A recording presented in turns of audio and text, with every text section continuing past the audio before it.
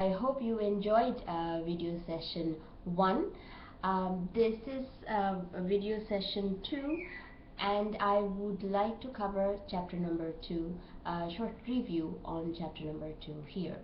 But before I start chapter 2, I know that I forgot to add economic indicator in video session 1. So here goes a quick recap on economic indicators. As discussed in the class, economic indicator is a piece of economic data that basically tells us how good or how bad an economy is. There are many different kinds of economic indicators, but at this level we will consider standard 4 economic indicators.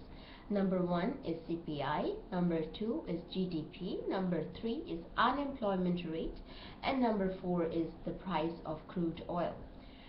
CPI, Consumer Price Index, is an important economic indicator. Basically, it measures changes in price levels for the commodity bundle or market basket in a country for a given period of time. If you still need clarification on commodity bundle and market basket, please go back to your class notes, it's there. Otherwise, we can discuss it more in the class later. The second economic indicator I mentioned is GDP, Gross Domestic Product. GDP is the monetary value of all goods and services produced in a country for a given period of time. And the way we calculate GDP is equals to C plus G plus I plus NX. C stands for private consumptions and spending. G stands for government spendings, for example on roads or bridges. I stands for all business spendings on capitals, for example. And finally, NX stands for net export. How do we get net export? NX or net export is equals to exports minus imports. So this is how we pretty much discussed GDP. And then unemployment rate. I told you in the class that the more unemployment rate we have, the worse for the economy actually. We gave example of unemployment rate as such. I told you to assume that in 2012, let's say we had unemployment rate 11%, and in 2013 we had 9%. These are all imaginary figures though.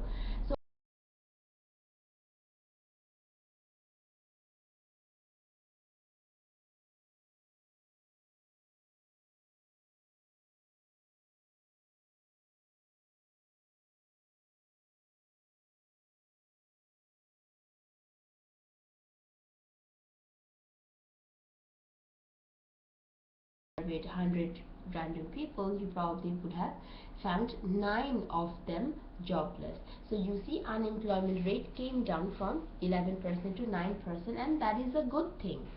That is a good thing. As the last economic indicator, I remember discussing the price of crude oil. Price of crude oil is an important economic indicator, because you see, price of crude oil determines or influences directly or indirectly prices of other goods and services available or required in the economy. So this is how we discussed economic indicators. And now I would like to start chapter 2. Chapter 2 is about giving you kind of an idea over the different types of businesses we can have, and what are the advantages of each type of business and what are the disadvantages of each type of business. Now, the chapter itself is not very long, but there are some technical terms, and these need more discussion and more examples. So I will, in this video, just give you a short review on everything. The detailed discussion will be done in the class when we meet, okay?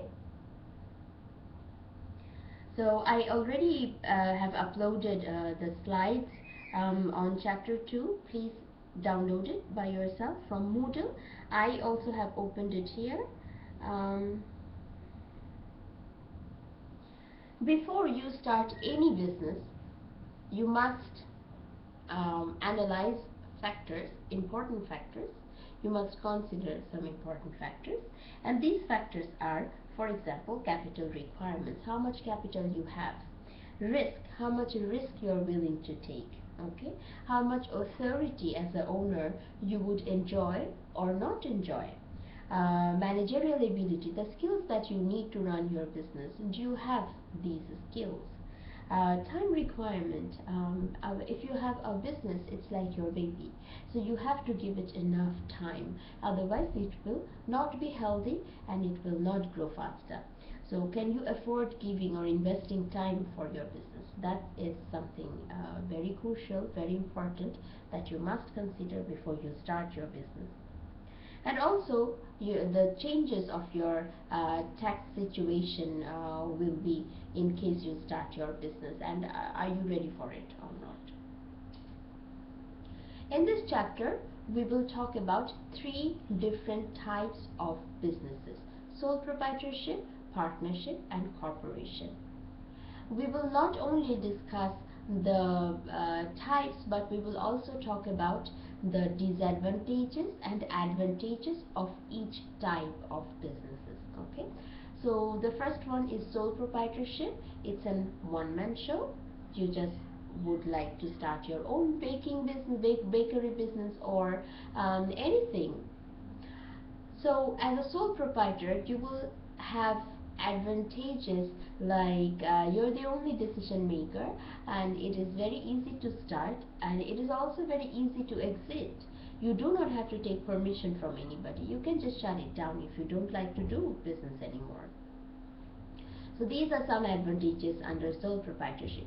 There are some disadvantages under sole proprietorship, because you're the only person. You have to do everything by yourself. You have to take all the important decisions all by yourself. You would need to give plenty amount of time after your business, so you can forget about your social life and whatsoever. So these are some disadvantages.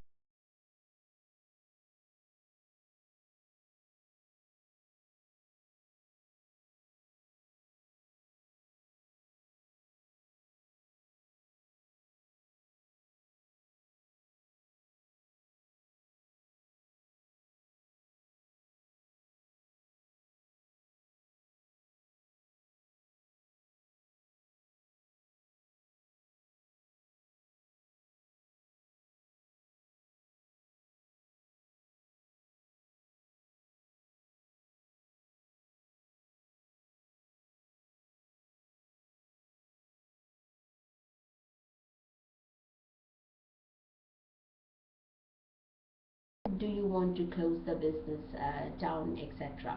Okay, partner the advantages and disadvantages of partnerships. Partnership is very similar to sole proprietorship. Okay, so please go through it from the slide and also read it from the book, and of course we will discuss it more in the class. The third type of business organization that I want to mention is a corporation, and corporation is more complicated to form, to organize, because it's bigger, certainly bigger than sole proprietorship and partnership. Okay, and corporation is it's a separate legal entity, and this is one of the reasons why you end up having some disadvantages that you do not suffer from if you have sole proprietorship or partnership. And double taxation is a problem that really separates the disadvantages of corporation from the other two. We will talk about this in great detail later in the class when we meet. So please go through it as much as you can from the slides before we meet in the class. This chapter also includes something very interesting that falls under corporation again, and this is called merger. Merger is combining two or more business enterprises into a single entity. Okay, that is two companies, if joined together, we can say that a merger took place. There can be again three different kinds of mergers: one, vertical mergers; two, horizontal merger; and three, conglomerate. Okay, horizontal merger is merger involving competitive firms in the same market. For example, if McDonald's merges with KFC, just for an example. Vertical merger takes place when merger in so vertical merger is when a firm joins with its supplier. For example, so if Autobi Furnitures merges with a timber mill, right, that will be a vertical merge.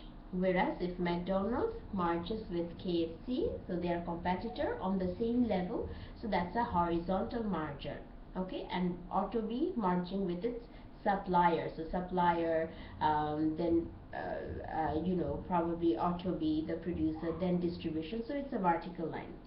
If you can see the lines already, great. If not, don't worry, we will go through this, of course, in the class. And as the last kind, I would like to talk about conglomerate, and this happens when merger involving firms selling goods in unrelated market. Boshundhara Group, for example, or Akij Group, for example. These are some local examples I shared with you. These are conglomerates. Okay, they're operating in unrelated markets. So please go through the examples that I tried to share here in this slide. Go through the examples you have in your book. But other than this, I would really appreciate if you look for more examples on your own outside the book. Okay? Then we will discuss about all this in the class, of course. The very last slide of this chapter contains Porter's 5 force model. Now this is not included in the book, but I've included this here, and I also gave you extra note on Porter's 5 force model. It is uploaded in Moodle. Please download it, read it by yourself, try to understand it, and we will discuss it in detail again in the class. But before we do that, let me give you a little idea of what this model is about. This model is a tool.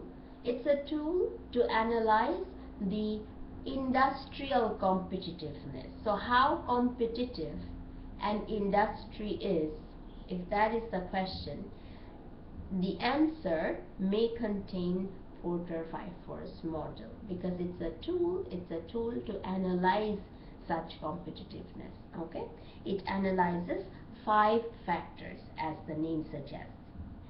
So you see or you try to analyze how much threat you have from new entrant. So is it that every day, almost every day, there is a new business, a similar business, entering in the same industry? Then you analyze the bargaining power of buyers. Are your buyers stronger? Can they play with the prices? Can they influence your prices in the industry? Then threat of substitute products or services. So coffee is a substitute for tea, for example, and vice versa. So what is the, is it powerful? Is the substitute more powerful in the industry? Then bargaining power of suppliers. Can your supplier play with your prices? So can they influence the price? Do you always have to listen to them? Do they always listen to them? So these are the factors that we basically analyze, and we will analyze in a greater detail in the class. But till then, please go through the slide once again, as I suggested in this video, and then read the book. Try to understand it by yourself, and I really hope to meet you soon again. I will try to upload a video session on chapter 3 tomorrow or day after tomorrow. Till then, I hope you all will stay safe and have fun. Enjoy. Bye bye.